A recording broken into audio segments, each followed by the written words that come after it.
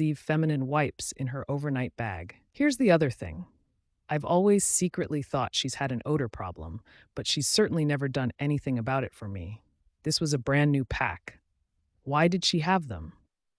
So what do you think? Is she cheating with the bassist or the guy from work? Should I confront her about it? This is a messed up situation for sure, but I should mention there's a reason we got married. She and I share an affinity for so many things, from music to gaming to trees to other nerdy stuff. Some people might consider us a couple that spends too much time together. The sex life has cooled off a bit, but neither of us has been left wanting. Not sure if any of this changes things. I think I should clarify that she got the concert tickets as a Christmas gift, but the concert was not on Christmas. The first concert was on December 30th. The second was December 31st. Oh, I sat her down last night for a talk. I asked her to walk me through the night so I could better understand the details.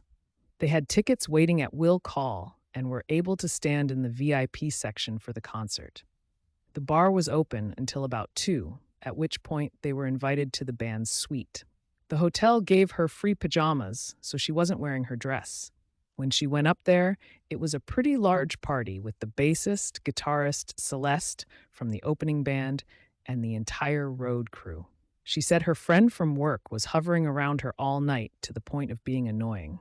She said she fell asleep on the floor of the living room, as did a dozen other people.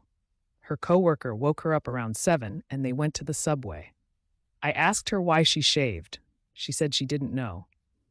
What if I ended up going swimming? She said. Did you bring a bathing suit? I asked. No. Not to mention the fact that my wife can't swim. She'll drown in 4 feet of water with nothing to hold on to. We enjoy hot tubs, though. Still, I wouldn't have been comfortable with her in a hot tub full of strangers. I asked her about the Summer's Eve cleansing cloths. She admitted they were for feminine odor, but said she bought them during our last Walmart shopping trip, which was the day after Christmas. If that's true, she couldn't have known she was sleeping out without me that night. She said she didn't even open them. When I checked the package again, I was positive it was unopened. I asked her to look me in the eyes and swear that there was no kissing, cuddling, or sexual contact of any kind. She did so, repeating those exact words. I also told her how hurt I was about the whole situation. I told her that if she has tickets to something and I want to go, she is obligated to take me no matter what. If she isn't ready to make that call, then she isn't ready for marriage. She was very resistant and used a lot of hyperbole in the conversation. You always this, I never that. The most hurtful thing she said to me was that if I was able to go on New Year's night, she thinks she wouldn't have had as much fun. I told her that it was a fundamental blow to our relationship that should call our marriage into question. She said I was being ridiculous, so I'm pretty much right back where I started, still not sure if she cheated. It's possible she lied. I have no way of knowing. She's acting pretty much normal at home as if nothing happened. Still don't know what to do. I'm going to leave this up for another day or so, then take it down so she doesn't see it. Update number 2. Last week, the bassist texted my wife and invited her to a concert in a city 100 miles away on a weeknight. She wanted to go by herself, and I brought up the events of New Year's Eve. She stopped talking to me and gave me the silent treatment for 3 days. I went on a business trip over the weekend and kept in touch with her every day. When I got back, we spent Valentine's Day together. Yesterday, I was on Reddit and saw that I had an orange notification. I clicked on it only to realize that my wife was still signed in on my computer. She used her account for Gone Wild, which I knew about and supported. But what I didn't expect was that she was sending photos to guys via personal messages. I continued reading. One guy asked, "What's the wildest thing you've ever done?" And there it was. She responded with, "On New Year's, I had my first threesome with a member of a famous 90s rock band and a friend. The first thing I did was speak to a lawyer about my options. Then I confronted her about it, and she said it was only half true. She said she embellished and that her friend really is gay, and she and the bassist made out and did oral. That's when I left the apartment and headed straight for the hospital to get tested for STDs. I got back several hours later, not believing a word she said. I told her to text the guy, simply asking, "Did we have sex?" And if he said no, I'd believe her. She then admitted they did have sex. My whole life has been shattered. We were married for less than a year, and I invested my whole being into this 5-year relationship. I moved into the second bedroom, and I'm sleeping on a futon. Our lease goes until May. 4 men. She had an affair with 4 different men over the past 5 months. The first was a guy from work. She started texting and sending racy pictures to him back in October. Then she met a random guy at a concert and kissed him. She met up with him again when she was at a drive-in movie theater with a friend, where allegedly nothing happened except cuddling. She met up with him again when she was at a gay club with some friends, and he fucked her from behind in the bathroom. He drunk texted her a month later. They fought and broke off contact after that. One night in mid-December, I came home from work knowing that she got done at 2 p.m. after a company Christmas party. Her pet bunny was out of its cage and running around the apartment. She was nowhere to be found.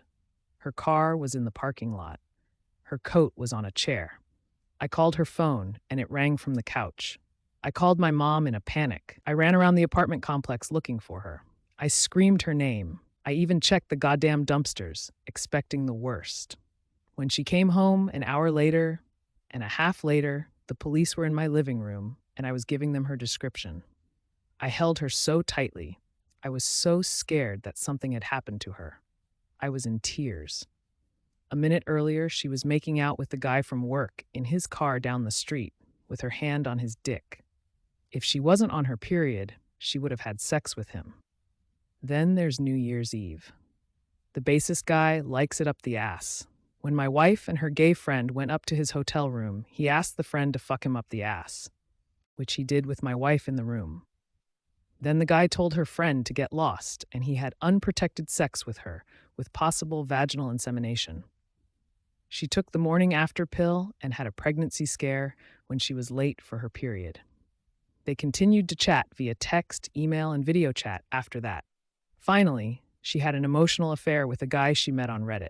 They flirted via text and email and made plans to meet in person and have sex while I was on a business trip last weekend. A friend of mine asked her if she wanted to do LSD together, and she found that to be the better option. As far as I know, she never met the guy. She continued to flirt and chat with 3 of the 4 men up until last Wednesday when I found out. I only found out about the other 2 yesterday, after I invaded her privacy and found tons of emails and chats with and about these men. I forwarded those emails to myself. I even have the t-shirt that my wife slept in that belonged to the bassist. She actually brought it into our home. I know this doesn't count as verification, but here's a photo of the t-shirt and of my hospital bracelet from when I got screened for STDs. I could never hurt or kill myself, but believe me when I say I wish I was dead. I wouldn't wish this pain on someone. I'm weak. I'm exhausted. I can't eat or sleep. I miss her so bad, but I'm repulsed by her at the same time. I told her not to even be in the same room as me until she gets tested for STDs. I told her to email her entire family and tell them everything she did. She has a very tight family, and this will likely shame her for life. I told her she needed to cut all ties with everyone and burn every bridge, including with the 2 friends she had that enabled her, if she ever wanted to speak to me again. Even then, it's very likely that there's nothing to save. I feel so alone. I have friends that I've been relying on, but I can't tell if they are being supportive because they want to be and they like to have me around, or if they are simply not. My confidence and self-esteem are shot. I'm doomed to be alone no matter what I do. I was already physically neglected. I am in no condition for a new relationship, and there is no way I could be intimate with this woman again. Everything I had was just ripped away. The past 7 months have had a lot of ups and downs. I'm in a much better place than I used to be, but I'm still on the road to recovery. I go to therapy 3 times a month. I started running and working out frequently. I dropped from 245 pounds in February to 205 pounds this morning.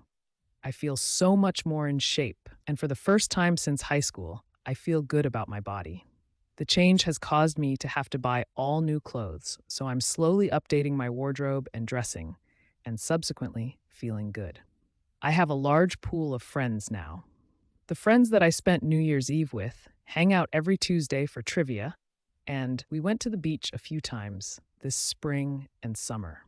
I practice with my band 3 times a week now, and our album was just released for free online. We hang out several times a week. My best friend right now is a girl I met on Reddit, unrelated to these posts.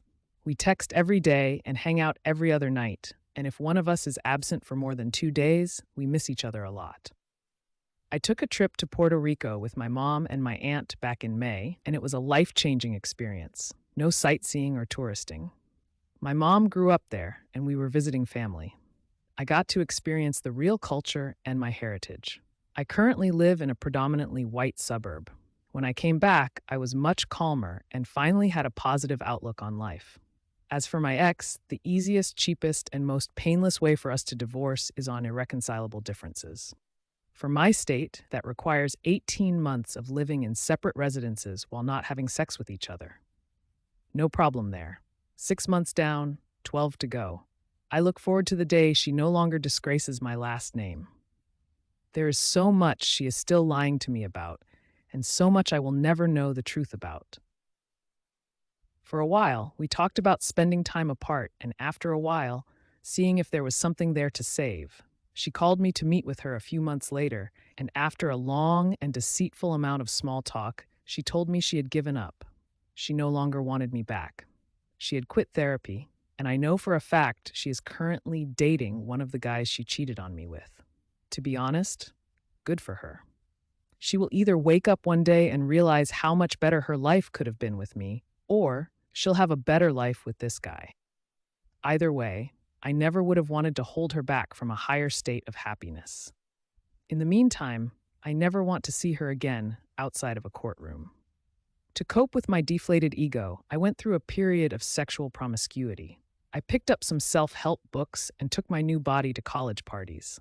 I went on dates with old friends I hadn't seen in 5 years. I slept around with girls as old as 30 and as young as 18. To be perfectly honest, none of that made me feel any better.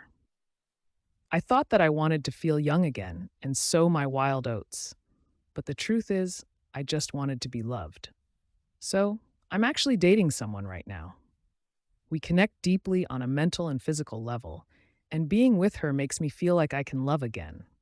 She lives an hour away, which I find to be a good thing because it keeps this from turning into a codependent relationship. I retain my independence while still having someone who cares for me and goes out with me a few times a week. Will it last? Don't know, don't care. Living in the moment has been one of my coping mechanisms this year. So long as I live responsibly when I'm with her, I'm happy, and that's all I care about. This is getting long, but I wanted to thank all of the supportive commentators